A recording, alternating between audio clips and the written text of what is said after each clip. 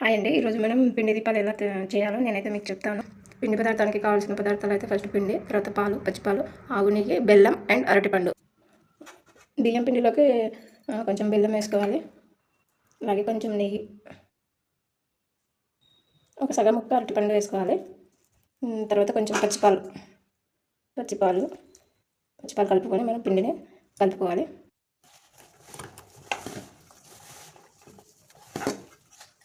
పిండి అయితే రెడీ అయిపోయింది. ఇప్పుడు మనం ఈ పిండిని ఒక అరగంట సేపు మంచిగా నాననివ్వాలి. పిండి బాగా నానిపోయింది.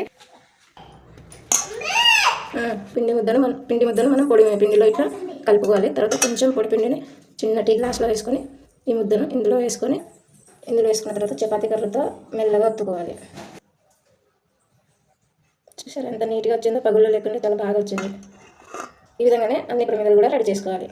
ఈ విధంగా అన్ని దీపాలను ఇలా ఒత్తుకోవాలి. అన్ని దీపాలకు మనం ఇలా గోవిందనామాలు పెట్టుకోవాలి.